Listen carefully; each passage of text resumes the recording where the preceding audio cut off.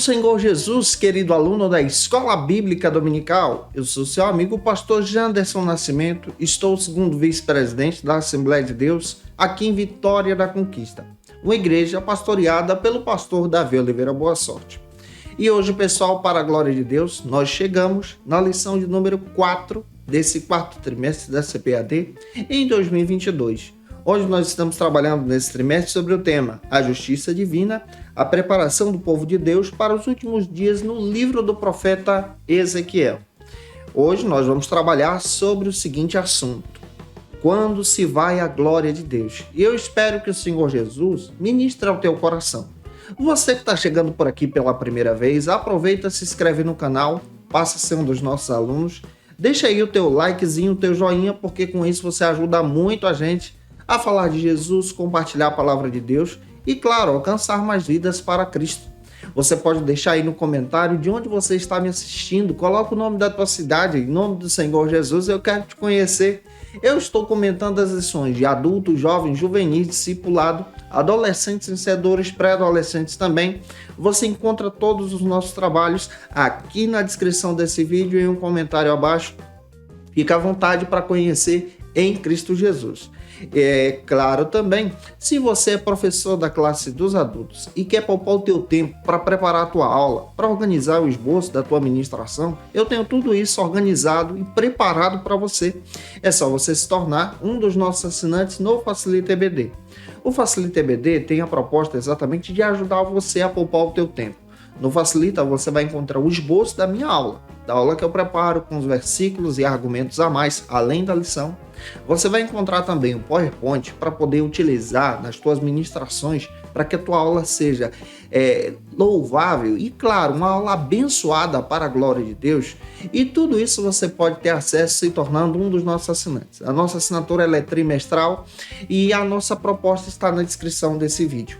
Quem se torna assinante do Facilita EBD tem o benefício de receber alguns bônus. Nosso workshop de pregação, treinamento para professores da Escola Bíblica Dominical, que é muito bom, e o nosso treinamento de discipulado e evangelismo. Vale muito a pena.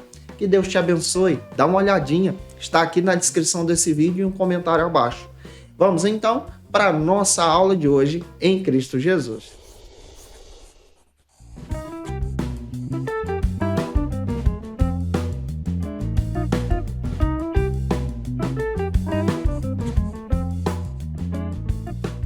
Hoje nós chegamos na lição de número 4 desse quarto trimestre da CPAD em 2022. Estamos trabalhando nesse trimestre sobre a justiça divina, a preparação do povo de Deus para os últimos dias no livro do profeta Ezequiel. A aula de hoje trabalha sobre esse assunto. Quando a glória de Deus se vai, ou quando se vai a glória de Deus.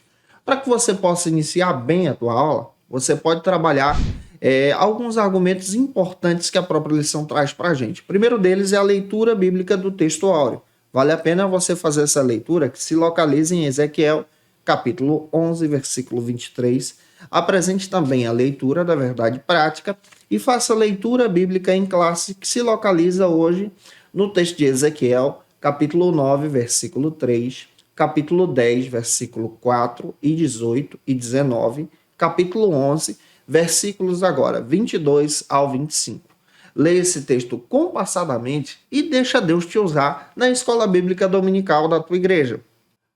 E com certeza, se você deseja saber também qual o dia das postagens das nossas aulas aqui no canal, lembra que eu posto aula de segunda a sexta-feira, sempre ao meio-dia.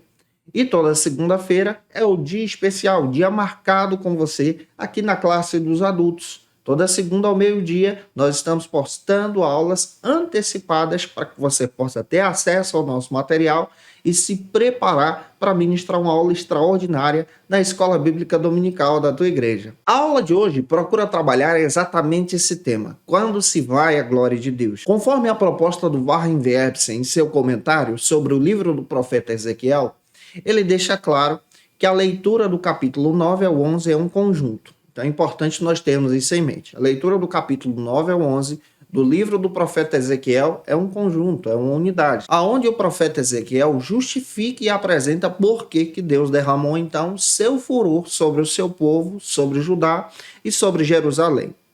O profeta Jeremias, ele traz diversos alertas na sua profecia.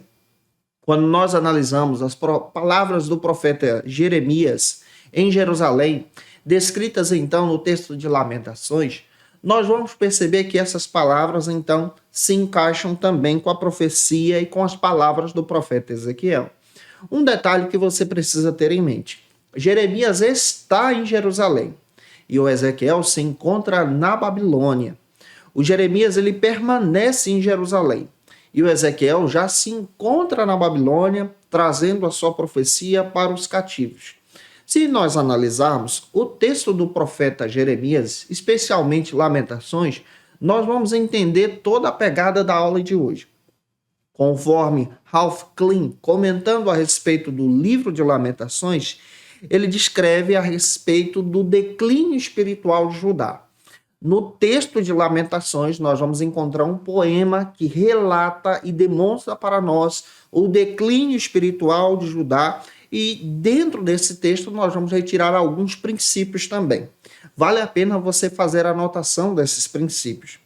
O primeiro princípio que você vai descobrir, analisando especialmente o texto de Lamentações, para entender a ira de Deus sobre Judá e Jerusalém, por que a glória de Deus se vai, conforme a profecia do profeta Ezequiel, é porque o juízo de Deus estava sendo apresentado em forma dos soldados babilônicos. Então, no texto de Lamentações, você percebe que o instrumento do juízo de Deus é a Babilônia e ele está sendo demonstrado em forma dos soldados.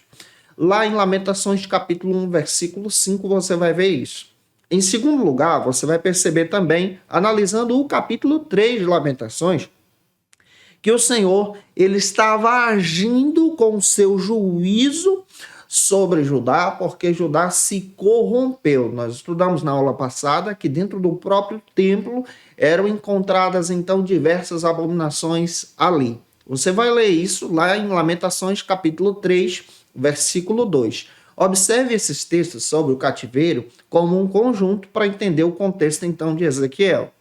Também você vai encontrar, analisando Lamentações, outro princípio. Você vai perceber que o Senhor ele já não estava mais ouvindo as orações enviadas pelo povo de Judá. Deus já não estava mais ouvindo aquele povo que estava agindo em corrupção, em pecado e se afastando da sua presença. Lamentações, capítulo 3, versículo 44, registra isso também. Se você analisar, o profeta Jeremias, ele viveu entre 650 a 586, se você for observar esse contexto antes de Cristo. Então é importante nós levarmos isso em consideração. Ele viveu exatamente durante o período do exílio babilônico. O Jeremias está em Jerusalém, está presenciando tudo isso. E já o profeta Ezequiel se encontra na Babilônia. São 3 levas que acontecem. Na primeira leva, nós vamos perceber que ela vai acontecer em 602 a.C. Quem é que vai? Vai aqui o profeta Daniel, seus amigos, e vão para a Babilônia para servir na corte do rei. Depois da segunda leva, nós vamos encontrar então o profeta Ezequiel sendo levado para esse cativeiro para fazer parte da mão de obra barata, para poder morar na Babilônia, servindo aos caldeus também. A terceira leva já registra, então, a destruição de Jerusalém. O Jeremias, ele permanece em Jerusalém e ele presencia essa destruição. É tão interessante que, se você analisar também o perfil de Jeremias, o Jeremias, como ele permanece em Jerusalém e quando a destruição chega, ele se encontrava preso e ele é liberto pelos próprios caldeus, os próprios babilônicos. E ele é liberto, vai então para o Egito e permanece em liberdade. Isso está presente lá em Jeremias capítulo 40, versículo 1 até o versículo 6. É importante nós observarmos isso. O ministério do profeta Jeremias também, trazendo uma ponte aqui para entender Ezequiel, o Jeremias tem um ministério muito longo. O Jeremias, ele profetiza por quase 40 anos. Ele profetiza trazendo uma visão sensacional.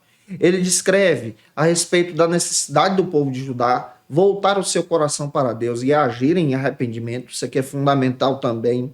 Ele apresenta o tempo do juízo de Deus. Ele descreve a respeito da necessidade do arrependimento, porque senão Judá sofreria, e ele presencia esse sofrimento de forma severa. Ele profetizou sobre o cativeiro babilônico, que seria inevitável, enquanto os falsos profetas estavam falando que o cativeiro não ia acontecer. Sobre os falsos profetas nós vamos estudar na lição que vem aqui na Escola Bíblica Dominical, e eu conto com você. O profeta Jeremias também, ele traz uma mensagem sensacional sobre a necessidade de Judá entender que foi levada e enviada para o cativeiro babilônico por consequência dos seus pecados. Então, se você compreende esse julgamento, esse juízo eminente, você vai perceber por que a glória de Deus foi embora, como o profeta Ezequiel traz em sua profecia. O Warren Wiersbe, trazendo em seu comentário sobre o profeta Ezequiel, ele destaca que o remanescente fiel seria então abençoado e seria poupado no cativeiro. Isso está em Ezequiel capítulo 9, versículo 1 ao 4. Ezequiel lembra que aquele que é remanescente fiel, que permaneceu em fidelidade, ele é poupado, mas ele está no cativeiro. O Ezequiel também ele traz um clamor a respeito do massacre que iria acontecer lá em Jerusalém, que Jeremias está presenciando, ele registra isso em Lamentações. Pega essa visão também para você entender a aula. O Jeremias também traz outro detalhe. Ele destaca que Deus salvaria o remanescente fiel. Deus pouparia o remanescente fiel que fosse obediente à sua voz e fosse então para o cativeiro. E sobre esse remanescente fiel, Deus estabeleceria então uma nova aliança, apontando tudo para Cristo. Está lá em Jeremias 31 ao 34. Diante de todos esses argumentos que nós estamos trabalhando com você para entender por que a glória de Deus foi embora de Jerusalém, eu espero que o Senhor Jesus use você na escola bíblica dominical da tua igreja. Se eu estou contribuindo com você, ô gente boa, por gentileza, coloca aí no comentário de onde você está me assistindo, o nome da tua cidade, eu quero te conhecer. Por isso, vamos então avançar para o primeiro ponto da lição de hoje, que trata sobre o seguinte assunto, sobre a glória de Deus. Para iniciarmos bem, antes de você entrar direto no primeiro subtópico, é importante você ler um versículo bíblico. E eu gosto sempre de fazer isso antes de entrar no primeiro subtópico da lição. Então, apresente o texto de Ezequiel, capítulo 10, versículo 1, com os teus alunos.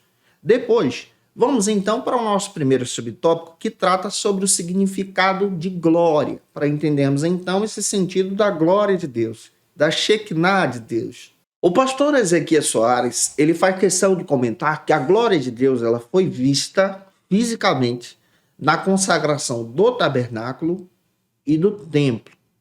E é sobre essa glória que se manifestou de forma poderosa e extraordinária no Antigo Testamento que o profeta Ezequiel está se referindo também, que trazia o sentido da presença de Deus, da bondade de Deus no templo que estava presente nos seus dias.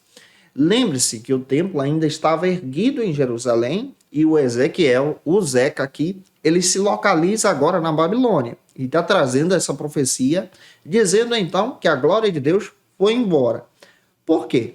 O povo de Judá pensava que o templo não seria destruído por causa da glória de Deus e que Jerusalém não seria invadida por causa da glória de Deus. E os profetas Jeremias e Ezequiel estão dizendo que vai acontecer, que será destruída, porque Deus retirou a sua glória daquele lugar, se tornou então um lugar de abominação.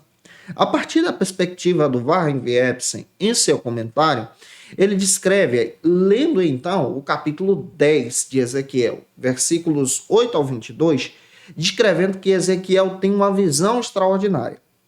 E nessa visão, o Ezequiel ele contempla a glória de Deus saindo do templo, indo embora do templo. Ele vê a presença de Deus indo embora do templo. E isso chama a atenção do profeta Ezequiel. Nessa visão, o profeta Ezequiel, então, vê essa glória sendo demonstrada de forma extraordinária para ele, com base, então, em Ezequiel, capítulo 1, versículo 18. De forma especial, Ezequiel ele traz essa visão demonstrando, na sua explicação, que a glória de Deus está sendo retirada do templo. A presença do Deus vivo está indo embora de Jerusalém por causa das abominações. E nessa visão, nós entendemos que o profeta Ezequiel está demonstrando que a glória de Deus é extraordinária, que a glória de Deus ela é inexplicável, que a glória de Deus ela é poderosa, com base em Ezequiel 1:1, com base também em Ezequiel 10:13. Comparando aqui, nós vamos ver que ele tem agora a visão dos querubins da glória de Deus. E nessa visão, Ezequiel entende que a glória de Deus está saindo do templo. E se você compara especialmente o texto bíblico de Ezequiel capítulo 1, versículo 10, quando Ezequiel vê os querubins lá no início da sua profecia, ele também contempla os querubins agora no capítulo 10, versículo 14. E há um detalhe extraordinário aqui. Na primeira visão que ele relata, vendo os querubins que manifestavam então essa glória de Deus, ele vê o rosto de um homem, de um leão, de um boi e de uma águia. No capítulo 10, versículo 14, ele vê então o rosto de um boi, que é substituído então por o rosto de um querubim. Então ele consegue ver o rosto de um homem, de um leão, de uma águia, e agora ele cita o rosto de um querubim. Na primeira visão, ele descreve que seria um touro, um boi. E é importante você observar isso. O ponto de vista de Ezequiel aqui, ele tenta descrever com a sua visão, especialmente o sentido da glória de Deus que ele está vendo. E especialmente o sentido dessa presença gloriosa que ele também está sentindo. O querubim é aquele que arde em brasas, é aquele que está cuidando então e protegendo a glória de Deus. Dentro dessa visão, nós podemos também parafrasear que o próprio profeta Ezequiel, ele viu os 4 rostos, então, do querubim, descrevendo muito bem a essência da glória de Deus, as manifestações dessa glória. E agora Ezequiel é impactado por essa glória. Essa glória que foi vista, como o profeta Ezequiel descreve, e também o professor Ezequiel Soares relata, ela foi vista visivelmente na consagração do tabernáculo e na consagração do templo, chamada então de Shekinah de Deus. E essa glória se manifestou e o Ezequiel está vendo na sua visão a glória de Deus indo embora por causa das abominações e do pecado. No meio da glória, o Ezequiel vê coisas gloriosas, como a manifestação de um querubim diante dos seus olhos. E isso é magnífico. Já entendendo até aqui, vamos então avançar para o segundo subtópico que destaca então o seguinte argumento: a glória de Deus. Conforme o pastor Ezequiel Soares, ele destaca que a glória de Deus manifesta então a presença de Deus que acompanhou Israel no deserto. Essa presença de Deus que cobriu Israel no deserto, que foi apresentada de forma especial na consagração do tabernáculo e do templo, é a glória que está sendo retirada desse templo.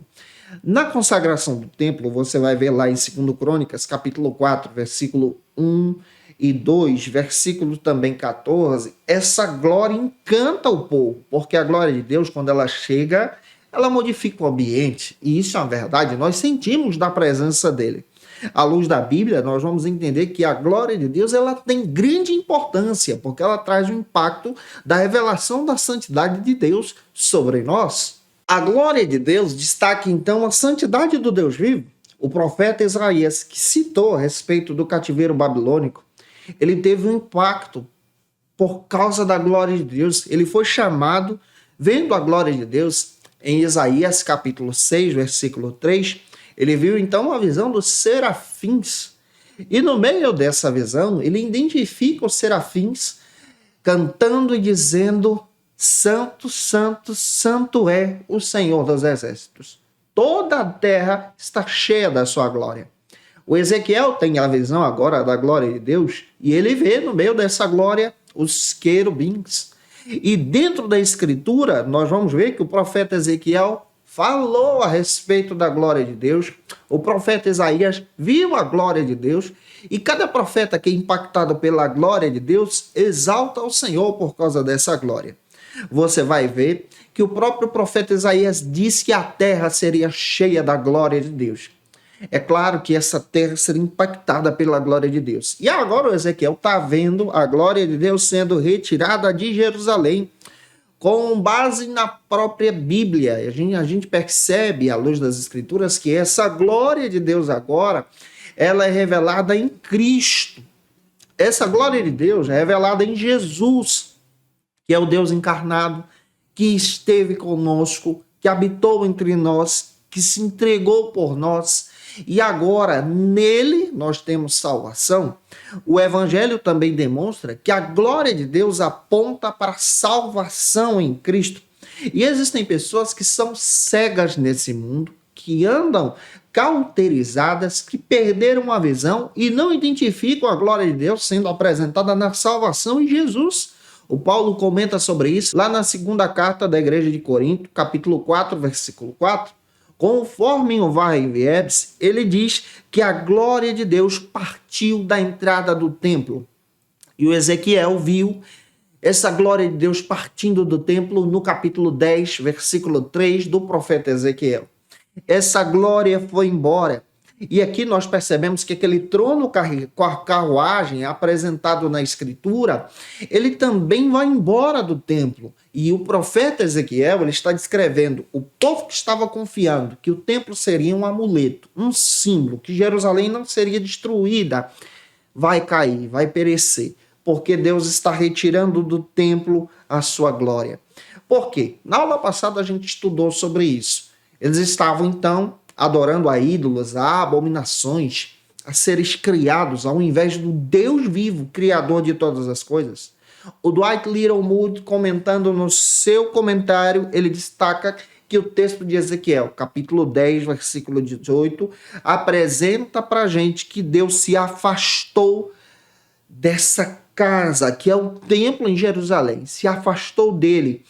E esse Deus, de forma especial, demonstrou isso para Ezequiel, e Ezequiel viu isso, o templo sendo vazio da glória. Mas lá na frente, lá no capítulo 43, versículos 1 ao 4, o Ezequiel vê agora a restauração. Ele vê a glória de Deus indo embora, mas lá na frente ele vê também a restauração, a glória de Deus retornando para o templo. Quem é essa glória que retorna então para o templo? Essa glória que retorna para o templo é o próprio Jesus, que retorna de forma gloriosa.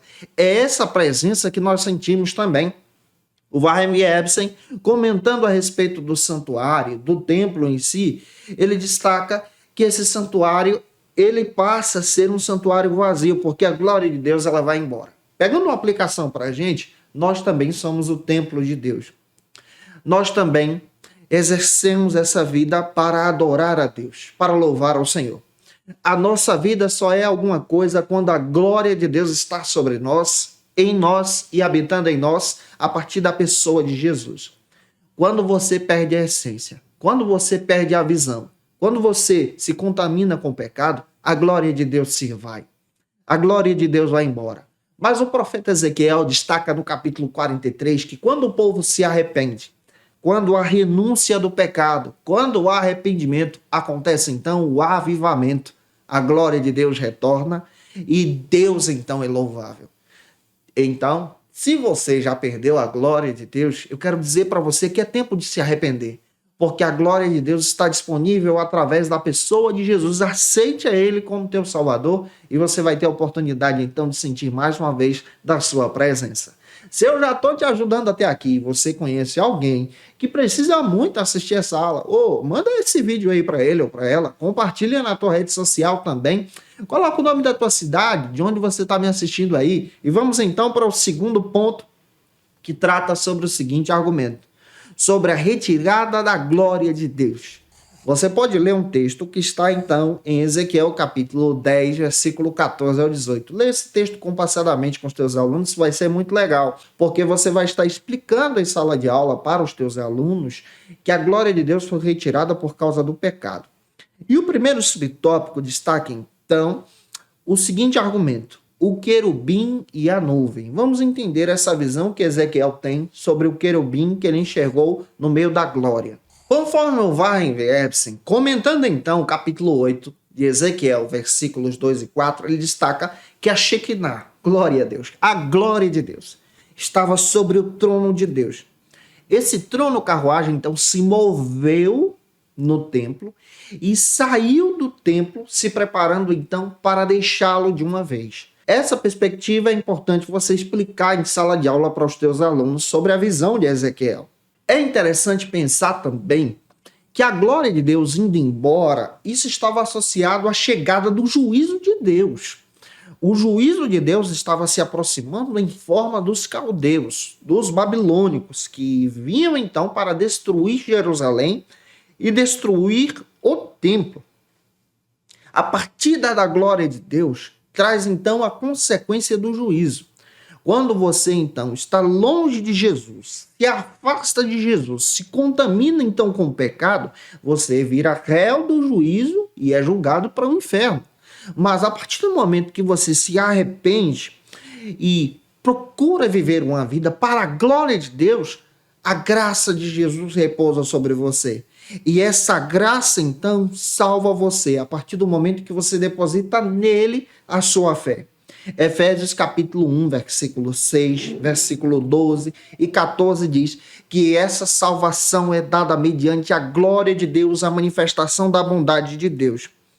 O povo de Deus pensava que possuía consigo a glória de Deus, poderia dominar a glória de Deus e pensava que essa glória de Deus seria estabelecida de uma forma perpétua e esse povo poderia se contaminar e não haveria juízo nenhum. Porém, aquele que era remanescente fiel, que foi então para o cativeiro, entendeu que a glória de Deus foi com eles. Entendeu que a glória de Deus estava sobre eles. Entendeu que a glória de Deus estava cobrindo eles. E, claro, trazendo então grandes vitórias. A exemplo dos milagres que aconteceram na vida do profeta Daniel, foi livre da cova dos leões. Deus então livrou seus amigos da fornalha ardente. Nós vemos assim coisas sensacionais ditas pelo profeta Daniel, que é contemporâneo de Ezequiel também. O profeta Ezequiel, ele vê o Senhor dando a ordem ao anjo escriba para trazer então um juízo sobre Jerusalém. E esse juízo seria por condição do pecado, pela situação terrível. E Deus então estava agindo em favor da sua glória e da sua santidade, punindo aqueles que estavam abraçando o pecado. Todo pecado traz sobre você juízo, condenação, peso e culpa. Libertação você só obtém através de Cristo, através do Senhor. À luz das Escrituras, o pastor Ezequiel Soares, ele destaca para a gente como comentarista da lição, apresentando que essa glória de Deus também era representada pela fumaça que era oferecida dentro do templo. E essa glória de Deus também se manifestava de forma especial, demonstrando a presença de Deus. Essa glória também é encarnada agora em Jesus. Jesus é essa manifestação da glória de Deus. E isso está onde? Em João capítulo 1, versículo 14, ele habitou entre nós, vimos a sua glória, a glória do unigênito do Pai. Então pega isso, Jesus é esse maior exemplo da glória de Deus. Então quando nós rejeitamos a salvação, estamos rejeitando então a glória de Deus. É essa aplicação que você precisa demonstrar também em sala de aula. Já avançando, vamos então para o segundo subtópico que trata sobre o seguinte argumento: a retirada da presença de Deus. Cuidado para você não perder a presença de Deus na sua vida. O pastor Ezequiel Soares comenta que Ezequiel viu a glória de Deus flutuando no meio dos querubins e essa glória de Deus sendo retirada do templo por meio das portas. Outro detalhe que você vai perceber é que o profeta Ezequiel, ele viu a retirada da glória de Deus. E essa retirada da glória de Deus foi exatamente no período em que o templo foi destruído, em 586 a.C. Quem está lá vendo a destruição do templo? O Jeremias. E o Jeremias está preso em Jerusalém. O cerco durou 2 anos. E esse cerco foi tão terrível ao ponto das pessoas não poderem entrar e sair da cidade de Jerusalém. Aqueles que permaneceram lá passaram fome pela falta de alimentos e passaram também diversas provisões, como, por exemplo, a falta d'água. As pessoas estavam vendendo terrenos para trocar por alimentos como esterco de animais. As pessoas estavam passando necessidades a tal ponto das mulheres perderem um filho, ao invés de sepultá-lo, estavam então cozinhando esse filho para poder dar de alimento aos demais. E isso está registrado lá em Lamentações. E a zombaria dos caldeus era terrível. Isso tudo aconteceu por causa do juízo de Deus. E Jeremias registra Lamentações trazendo esse lamento. esse lamento fúnebre do que está acontecendo por causa da retirada da glória de Deus. Sabe o que isso aponta? Aponta para a nossa vida. Sem a glória, nós somos miseráveis. Sem a presença de Jesus, nós somos pecadores. Sem a presença de Jesus, nós perecemos. Nós estamos em cativeiro, mas com Jesus tem vitória. Com Jesus tem presença. Com Jesus você é vencedor, você é liberto. A Bíblia diz que a glória de Deus ela voltou com o nascimento de Jesus. Lucas capítulo 2, versículo 9, João capítulo 1, versículo 14. O profeta Ezequiel demonstrou na sua visão que o templo seria destruído, que a cidade seria destruída, mas que a glória de Deus retornaria. E ela retornou como? Através de Jesus. O profeta Ezequiel disse que Deus estabeleceria uma nova aliança com aqueles que faziam parte, então, desses remanescentes. Essa nova aliança vem através do Cristo. Jesus, então, restabelece essa nova aliança. Essa nova aliança foi estabelecida no Calvário. E através de Cristo, então, nós podemos, então, experimentar a glória de Deus. É por isso que você sente da presença. É por isso que você glorifica a Deus e sente Jesus trabalhando em você. Se eu estou te ajudando até aqui, deixa o likezinho, se inscreve no canal também. Terceiro subtópico trata então sobre o seguinte argumento. Por fim, a glória de Deus se pôs sobre o Monte das Oliveiras. Vamos entender essa proposta do pastor Ezequias Soares. O pastor Ezequias Soares, ele trata da seguinte maneira essa visão da glória de Deus se pondo sobre o Monte das Oliveiras. Ele vê a glória de Deus partindo do templo e repousando então sobre o Monte das Oliveiras, como está descrita lá em Ezequiel, capítulo 44, versículo 2 ao 4. Pega isso aqui para a gente poder explicar para os nossos alunos. Segundo Warren Wiersbe, comentando a respeito dessa glória de Deus que sai do templo e vai em direção ao Monte das Oliveiras, em direção ao portão oriental do templo, isso está escrito em Ezequiel capítulo 10, versículos 18 e 19, você percebe essa glória de Deus pairando sobre o Monte das Oliveiras.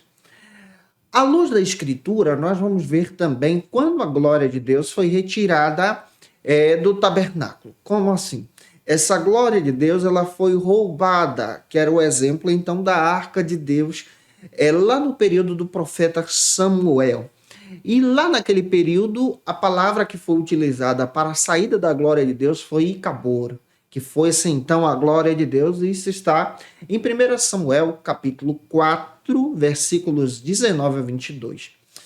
A saída da glória traz então derrota para o povo, traz então fracasso. Você vai perceber agora que o profeta Ezequiel vê a glória de Deus saindo do templo, se você pode entender assim, e ela sai do templo e agora ela vai em direção ao portão oriental que dá direitinho no local do Monte das Oliveiras. O Monte das Oliveiras, então, é um local extraordinário onde a glória de Deus paira ali.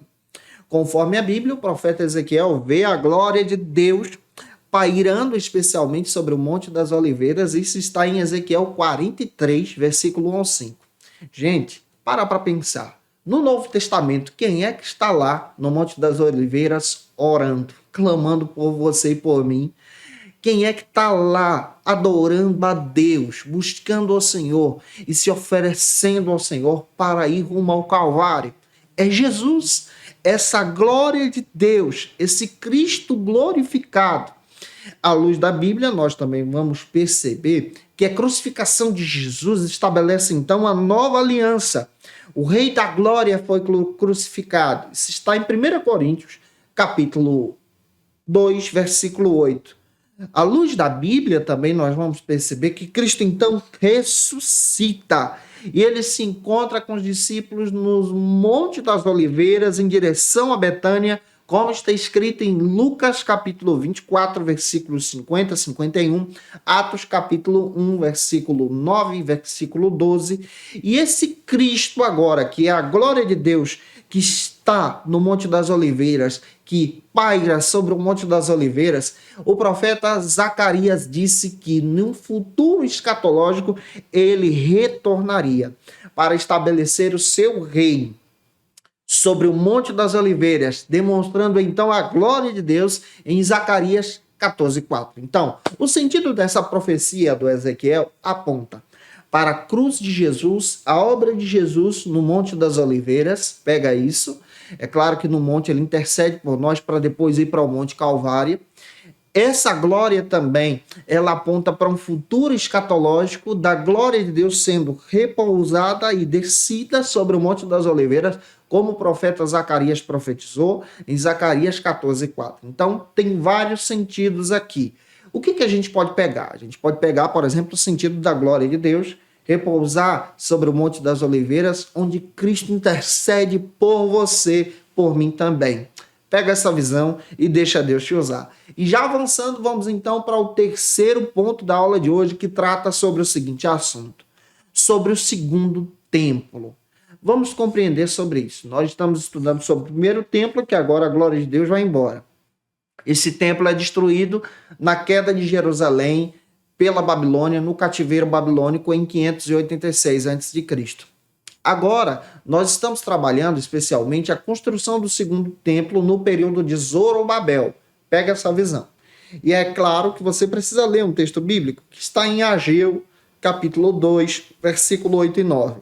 E vai então para o primeiro subtópico, que trata sobre o segundo templo. Segundo o pastor Ezequiel Soares, o segundo templo é o templo que é reconstruído no período de Zorobabel em 516 a.C. Esse segundo templo ele é inaugurado e ele é citado também no livro de Esdras, capítulo 6, versículo 15. Depois dos 70 anos do período do cativeiro, eles então retornam para Jerusalém. E o Zorobabel retorna com esse papel de restaurar o templo. É claro que eles retornam sem recurso, sem condições. E esse templo agora que é restaurado, ele não tem a mesma glória do que o templo que Salomão construiu. Seria um templo mais simples. No sentido de glória, a palavra que eu estou utilizando aqui é exatamente para você entender a respeito da beleza da arquitetura, do investimento para a construção. O Zorobabel restauraria então o templo aproveitando o que tinha, aproveitando o que tinha diante dos seus olhos e diante também das suas mãos. À luz da palavra de Deus, quando você analisa a Bíblia, especialmente o livro de Esdras, do capítulo 1 ao 5, você vai ver todo esse processo da reconstrução. Diversos inimigos se levantaram para barrar Zorobabel na reconstrução desse templo, ao ponto de poder enviar mentiras, criar calúnias para poder barrar a obra. A obra ficou embargada, parece que por 13 anos. Mas quando nós lemos o livro de Esdras, capítulo 5, Deus começou a soprar um avivamento entre os idosos. Os mais velhos começaram a ter coragem. Deus levantou o profeta Ageu para dizer ao povo sobre a necessidade de restaurar o templo. E eles então restauraram o templo. E esse templo, então, é o templo que demonstraria agora, mais uma vez, a glória de Deus. O Ageu disse que a glória dessa segunda casa, referindo agora ao templo, seria maior do que a primeira. Por quê? Não é por causa daquela glória manifestada em Shekinah que descia sobre o tabernáculo e o templo, mas agora essa glória, que é o Jesus encarnado, estaria ali. Essa glória seria maior. Esse Jesus, que é o Jesus encarnado, pisaria naquele templo. Daí então o profeta Ageu profetiza trazendo essa mensagem. O Zacarias também traz uma mensagem extraordinária sobre isso. Esse segundo templo ele foi restaurado, construído para a glória de Deus, e isso está registrado em Esdras capítulo 6, versículo 1 ao 12. Esse segundo templo foi concluído em 516. E esse segundo templo construído foi então o templo em que Cristo pisou no período do Novo Testamento. E eu espero que o Senhor Jesus também use você explicando a respeito desse templo. Agora vamos avançar para o segundo subtópico para a gente entender sobre o templo de Herodes. O templo agora do período de Herodes é esse templo que foi agora reformado por Herodes o Magno, ou Herodes o Grande. Foi reformado e ampliado. E agora o Herodes, ele começa a estabelecer nesse período, no período do Novo Testamento, algumas abominações. Por exemplo, algumas imagens a ídolos romanos. e isso era visto como algo terrível também para os judeus naquele período. O templo de Zorobabel, conforme alguns especialistas, durou cerca de 500 anos. E agora vem então o próprio Herodes restabelecer uma reforma sobre esse templo para poder agradar os judeus para estabelecer então o seu governo. Nessa reforma, há diversas ampliações, como por exemplo a criação da sua própria fortaleza, como por exemplo a restauração dos muros em si, a restauração do próprio templo, a reforma do pátio. Você vai perceber que Herodes também ordena colocar algumas imagens em tributo a Júlio César dentro do templo, o imperador romano daquele período. E isso era visto como um mal aos olhos dos próprios judeus. Então, esse templo que é restaurado é o templo que Jesus pisa no Novo Testamento. Você vai perceber que essa simbologia da criação do templo e restauração demonstra então a profecia que Ageu fala que Jesus pisaria nesse templo. O templo de Zorobabel durou 500 anos e agora Herodes vem, reforma, mas estabelece alguns ídolos e algumas imagens que eram tributos ao imperador romano do seu período, e isso era visto como abominação para os judeus. Nesse templo, Cristo então pisa nele. Esse templo, é claro, que passa por diversas situações. No período do Novo Testamento, ele é dominado por partidos políticos. No período do Novo Testamento, você percebe que os cambistas transformam o pátio de oração em uma verdadeira feira de câmbio. E Cristo repreende isso, ao invés de ser um local de adoração e oração também. Daí um significado muito interessante. O templo não pode perder a essência. O templo não pode perder o foco. Você é templo de Deus, é claro. Nós somos templos de Cristo, igreja de Cristo. Mas o templo de adoração, o local físico também, não pode perder o foco e a sua essência.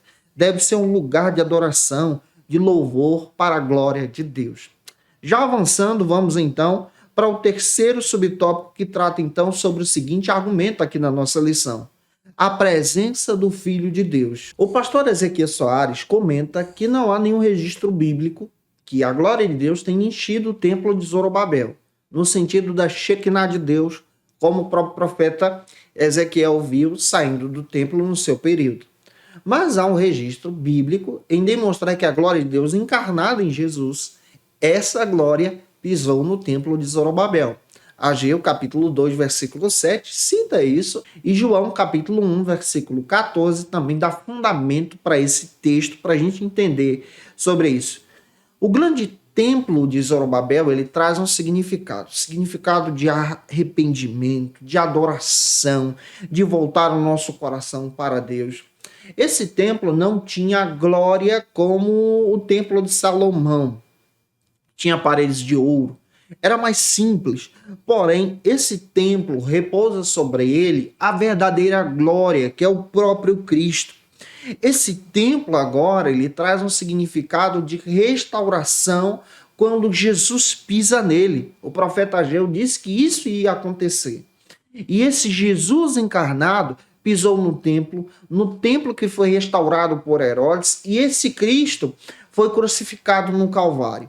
Sendo crucificado no Calvário como Filho de Deus, como Deus vivo e como representante da glória de Deus, nós percebemos agora a fundamentação, então, da nova aliança. Essa nova aliança que é estabelecida em Jesus. Então, essa glória celestial aponta para Jesus. Se você olhar para a Bíblia, você vai perceber que esse templo celestial é um templo, então, que demonstra a necessidade de estarmos interligados em Jesus, termos uma vida com Jesus e permanecermos com Cristo. Então, esse Cristo que nós cremos, vivemos por eles e pela fé o aceitamos, é esse Cristo que representa essa glória, e ele pisa nesse templo que foi construído por Zorobabel e restaurado por Herodes. Para finalizar a aula de hoje, quarto ponto trata então sobre o seguinte argumento aqui na nossa lição: sobre o Senhor Jesus e o templo. Para você caminhar bem, leia um versículo, João capítulo 1, versículo 14. E avance então para o primeiro subtópico do quarto ponto, que traz uma explicação teológica. O pastor Ezequias Soares traz um significado sensacional, que essa visão do templo em si se tornou redundante, essa visão da glória sendo manifestada como Shekinah. Mas essa glória, ela traz um significado agora muito maior sobre Jesus, porque Jesus é maior do que o templo. Isso está apresentado em João, capítulo 1, versículo 14. O templo era glorioso por causa da arquitetura, mas Jesus é maior do que o templo porque ele é o Filho de Deus encarnado.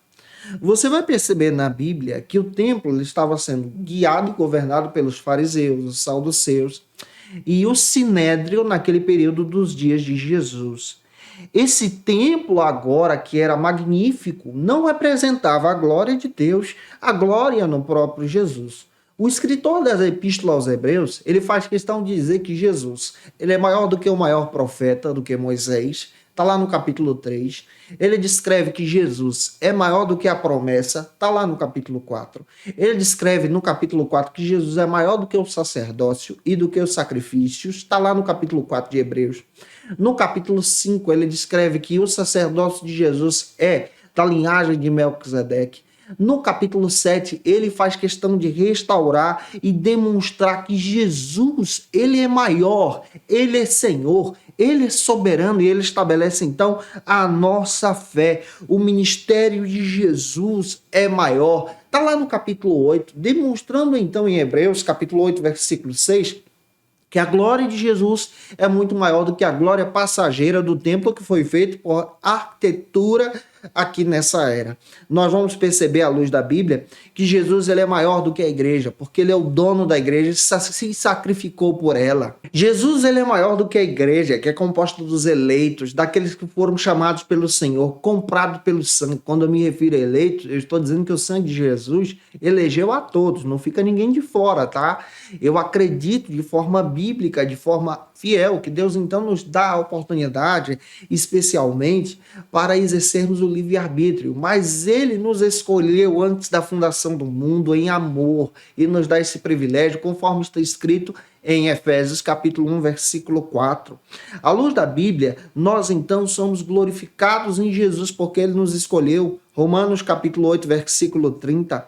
Em Cristo, em Efésios 5, 27, nós somos agora glorificados em Jesus porque ele agora nos torna semelhantes a ele, sem defeito.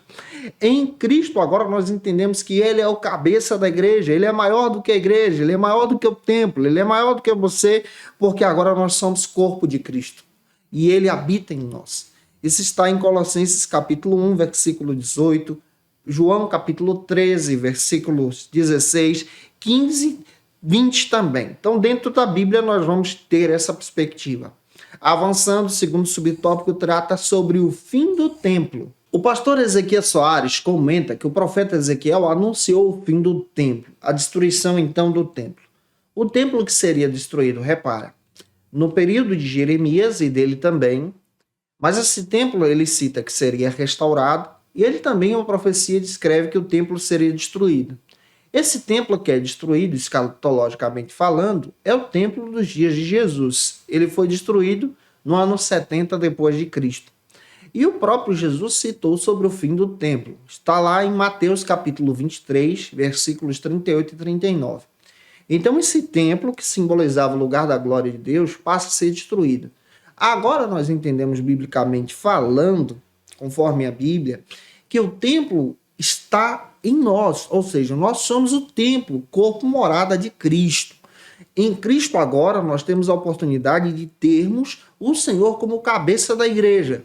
Esse templo citado então por Jesus sobre o seu fim é o templo descrito e reformado pelo próprio Herodes, que foi construído e restaurado por Zorobabel. 500 anos depois, Herodes reformou. Esse templo foi destruído na invasão histórica sobre Jerusalém no ano 70 pelo general Tito, a mandato então do Vespasiano, que era o imperador da época. Então, Jerusalém ela acaba sendo atacada mais uma vez e o templo é destruído, o lugar da glória.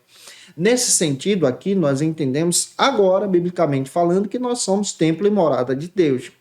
Para fechar a aula, o último subtópico então da lição destaca sobre a presença de Deus hoje. Conforme o pastor Ezequiel Soares, o templo de Cristo hoje é você. Se você se arrepende, aceita Jesus pela fé, você passa a ser templo e habitação do próprio Cristo no teu coração. Isso está em João 14, 23, quando você obedece à palavra. 1 Coríntios 6, 19, o Paulo diz que nós somos templo de Deus.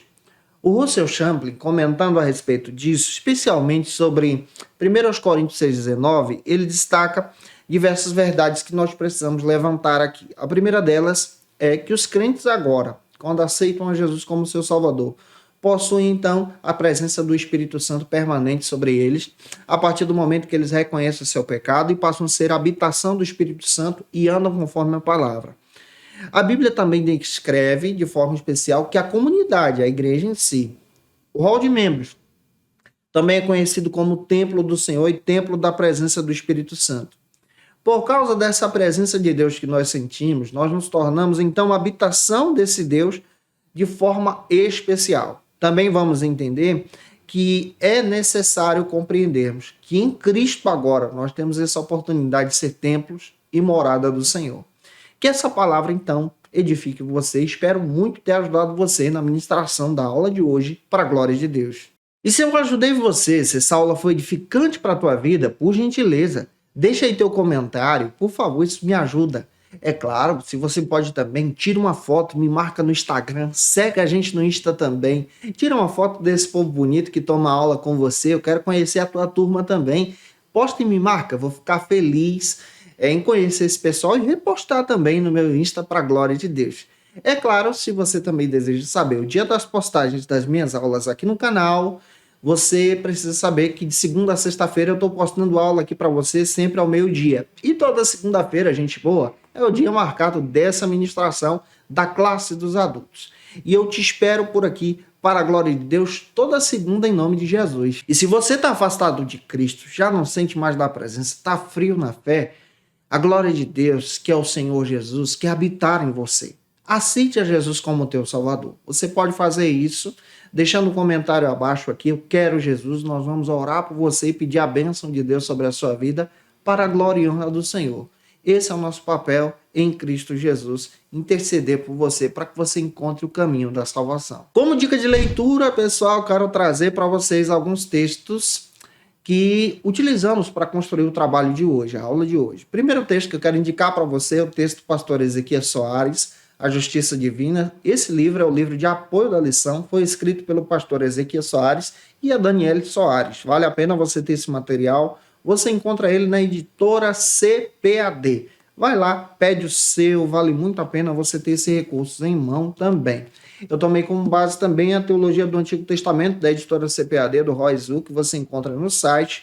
Se você puder, faça isso, vai te abençoar também. Quero indicar também o texto do Warren V. Epstein, Comentário Bíblico, que vale muito a pena você observar esse texto analisando o livro do profeta Ezequiel. E quero indicar para vocês também o meu primeiro livro. Tá aqui, esse texto é meu, escrito por mim, Janderson Nascimento, A Doutrina do Pecado, Manual de Teologia Sistemática da editora Santorini. Você encontra pela editora Santorini, vale muito a pena. Se você quer conhecer um pouco mais sobre a doutrina do pecado, na nossa visão teológica pentecostal, eu peço a você, faça o seu pedido pela editora Santorini, que Deus te abençoe em Cristo Jesus. Eu te aguardo por aqui na próxima lição, lição de número 5, onde nós vamos trabalhar sobre o seguinte assunto: contra os falsos profetas. Um beijo no teu coração e até a próxima aula, se Deus quiser. E você que é professor ou aluno da Escola Bíblica Dominical, quer se preparar para ministrar uma aula de excelência na EBD da sua igreja? Inscreva-se no canal do YouTube do pastor Janderson Nascimento, onde você vai encontrar aulas, subsídios e recursos das lições bíblicas da Escola Dominical. Acesse já as plataformas digitais para ampliar os teus conhecimentos sobre a Palavra de Deus. YouTube, Janderson Nascimento. Instagram, @Janderson Nascimento. @FacilitaEBD. facilitaebd.com.br. Conheça o Facilita EBD. Acesse já facilitaebd.com.br. uma plataforma exclusiva para você que deseja aprimorar e dinamizar as suas aulas da Escola Dominical. No Facilita EBD você encontra subsídios bíblicos e teológicos para dinamizar as suas ministrações na Escola Dominical, cursos bíblicos para aprimorar e te ajudar na sua leitura completa da Bíblia, treinamento dinâmico para professores e líderes da Escola Dominical. Tá esperando o quê para ser um dos nossos alunos? Vem pro Facilita EBD e torne-se um dos nossos assinantes. Acesse já facilitaebd.com.br.